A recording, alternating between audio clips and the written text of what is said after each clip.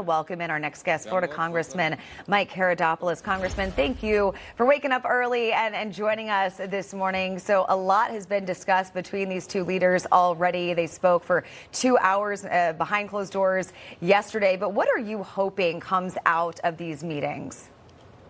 Well, first, thanks for having me on and good morning. I think the number one thing we want from China is simply a level playing field.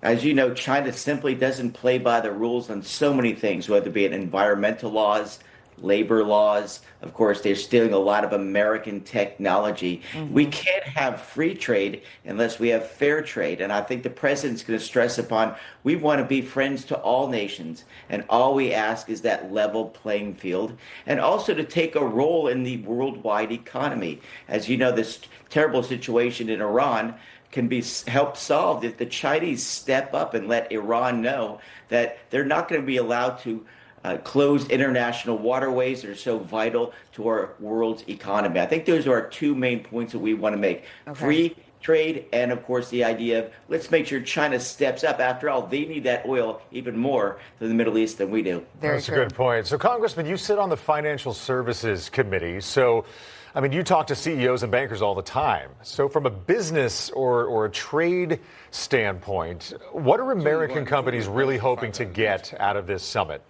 I think, of course, one, we want access to Chinese markets and we want to allow them to have access to American markets. But again, do it with a level playing field. We should not have to give up our national secrets as a company in order to do business in China, what we call IP. And so with that understanding, I think that's the opening we're looking for. China has made tremendous strides, no doubt, since Richard Nixon went back with the China back in the 1970s. But now is a new time, and the Chinese have an opportunity to really step up their game, live by the international rules that we play by, and that will make a better and safer world if they're willing to play by those rules. Whatever the president of China says today, that's important, yes, but what he does in his actions are what truly matters. So we can promote peace and opportunity around the world, which the Chinese have not exactly been strong on, given some of the actions they've been using what's called the Belt and Road, where they go into other countries and sometimes extract things because of debt payments that these nations are unable to make.